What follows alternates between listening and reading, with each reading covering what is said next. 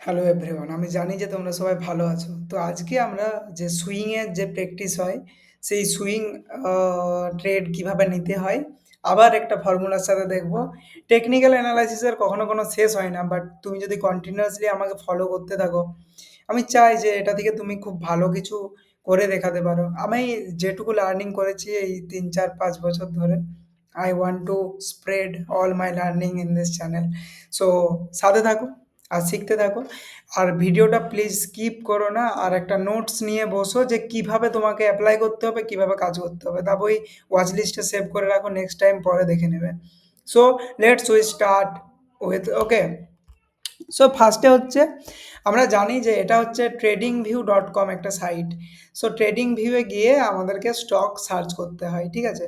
Stock দেখতে হয়, প্রত্যেকটা স্টক সার্চ করে আমাদেরকে দেখতে হয় যে কোন স্টকটা মার্কেটে ডিমান্ড ভালো চলছে, সেগুলো আমরা দেখব। সো এটা হচ্ছে এখন টাটা মোটরসের স্টকটা। সো টাটা মোটরসের স্টক এখন অ্যানালাইসিস করবো, ওকে। টাটা মোটর এই জোনটাকে বলা হয় কি সাইডওয়েজ জোন, আর এই জোনটাকে বলা হয় ট্রেন্ডিং জোন, এই জোনটাকে বলা হয় সাইডওয়েজ জোন। এবারে আবার কি টাটা মোটরস ট্রেন্ডিংয়ে যেতে পারে? সো সেইটার অবজারভেশন আজকে করব। Let's start it. ফার্স্টে আমরা এখানে একটা স্ট্র্যাটেজি অ্যাপ্লাই করব, যার নাম হচ্ছে 915 ইএমএ। সো এই 915 ইএমএতে আমি ম্যাক্সিমাম টাইম ওয়ার্ক করি, কারণ 915 ইএমএ হচ্ছে সমস্ত ইএমএর ক্লোজিং ইএমএ, মানে তাড়াতাড়ি আমরা কাজ করতে পারি 1 মান্থ, 1 মাস 2 মাসের মধ্যে। এবারে আমরা এখানে 915 ইএমএ অ্যাপ্লাই করব কিভাবে? ইন্ডিকেটার্সে যাব, ইন্ডিকেটার্সে গিয়ে সার্চ করব EMA. So moving average exponential, exponential. So এটাকে দুবার নিয়ে নেব, ওকে।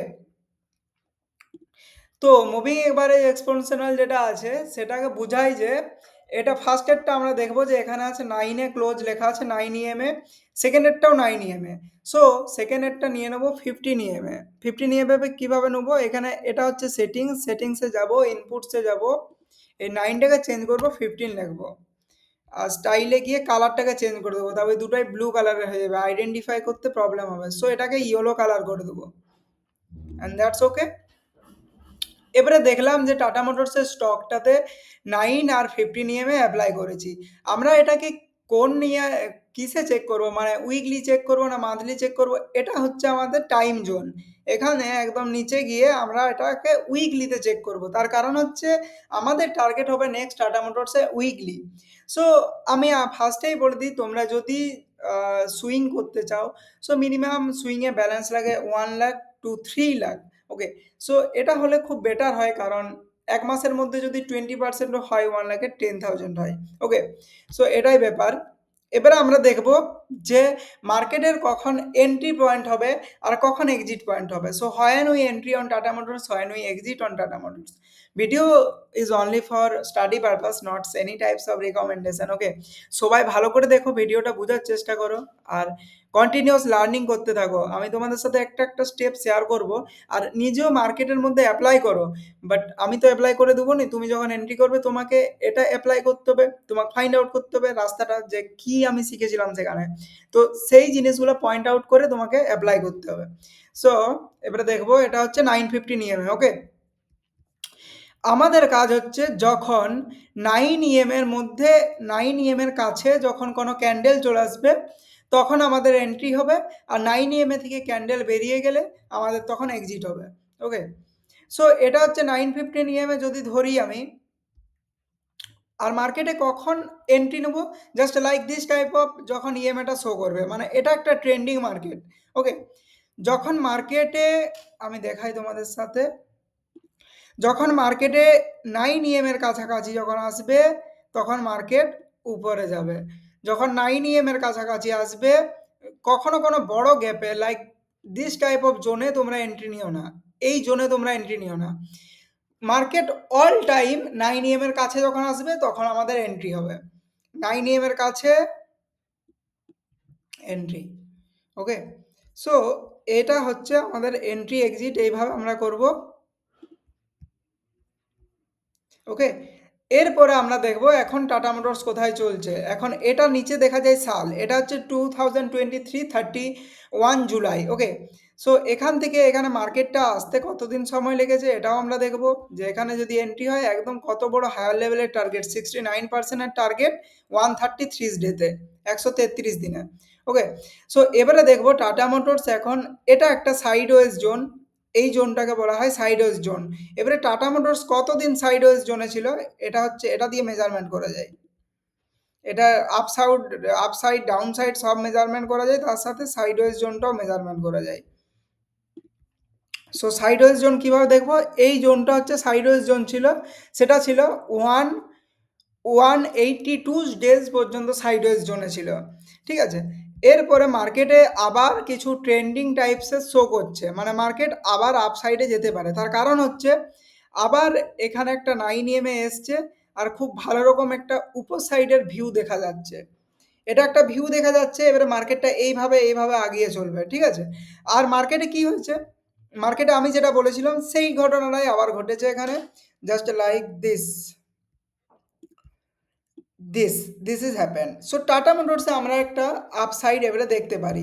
কখনো কোনো স্টকে আমরা এন্ট্রি নেবো না, জাস্ট লাইক আমি তোমাদের সাথে শেয়ার করছি সুজলন এনার্জি। অনেকে জিজ্ঞাসা করেছিল আমাকে সুজলন এনার্জি, সুজলন,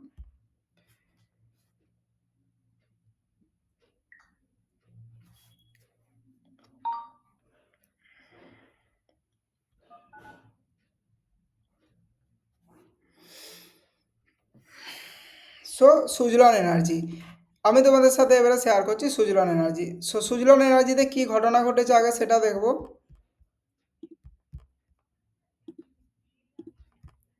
ওকে, সুজলন এনার্জিতে আগে উইকলি চার্টে কি হয়েছে আমরা সেটা আগে ফলো করব। সুজলন এনার্জিতে এখানে আমাদের একটা এন্ট্রি পয়েন্ট হয়েছিল, যেটা আমরা এন্ট্রি যদি করতাম একটা ভালো রকমের রিটার্ন পেয়ে যেত। যেমন সেম থিংস আমি যদি সুজলনে অবজার্ভ করি, উইকলি চার্ট করব। ওকে, উইকলি চার্ট করার পরে আমি দেখব জাস্ট লাইক দিস, এখানে আমরা দেখব এই জায়গাটায়, এই জায়গা থেকে যখন বেরিয়ে মার্কেট একটা ট্রেন্ডিং মার্কেটে এসছে, হাই এসছে 9 EM এর পরে, সেম কেস এখানে আবার মার্কেট ক্লোজে এসছে। সো এখান থেকে মার্কেট হাই লাগিয়েছে। এবারে এটা কত পার্সেন্টের হাই দেখবো, এটা হচ্ছে 45%-এর হাই, আরও বেশি। সো আমাদের এন্ট্রি কখন নেওয়া চলবে না, কারণ এ এখন ইএমএ থেকে অনেক দূরে চলে গেছে। এবারে এ আবার ইএমএর কাছে আসবে, জাস্ট লাইক এরকম 70, 73, 73, 72 এরকম পজিশনে যখন আসবে তখন আমরা এটা নিয়ে আবার ভাববো। সেম থিংস আমরা যদি, অনেকে বলেছিল যে মাদারসন কোম্পানি, সো মাদারসন কোম্পানিটা দেখো, মাদারসন মাদারসন মাদারসন ইন্টারন্যাশনাল, এখানে আমি অ্যাপ্লাই করেছি 9 to 15 এর ক্যান্ডেল। ওকে, এবারে দেখো ভালো করে ব্যাপারটা। সো ভালো করে ব্যাপারটা দেখো। ওকে, দিস ইজ দ্য 9 15 এর ক্লোজে এসেছিল, ক্লোজে আসার পরে হাই লেভেলের মুভ, সেম থিংস আবার এই ঘটনাটা এখানে ঘটেছে। সো আমাদের ট্রাই করতে হবে এই মুভটাকে ক্যাপচার করা। ঠিক আছে, সো এটার এন্ট্রি পয়েন্ট কখন হবে, যখন 9 15 এর উপরে যাবে, জাস্ট লাইক দিস, যখন ক্যান্ডেল একটা এইরকম একটা ক্যান্ডেল তৈরি হবে, তখন আমাদের একটা এন্ট্রি হবে। আর ক্লোজ হবে যদি এই স্টকটা যদি এখানে বেরিয়ে যায়, মানে আমরা যদি 1 মিনিট, আমাদের যদি এই স্টকটা এখানে চলে আসে, এই জায়গায় চলে আসে, আর সব কিছু যদি ক্যান্ডেলগুলোকে যদি আমাদের ইয়ে করে দেয়, মানে ক্রস করে মুভিং এভারেজের বাইরে বেরিয়ে যায়, সো আমাদেরকে বাইরে বেরিয়ে যেতে হবে অবশ্যই। কারণ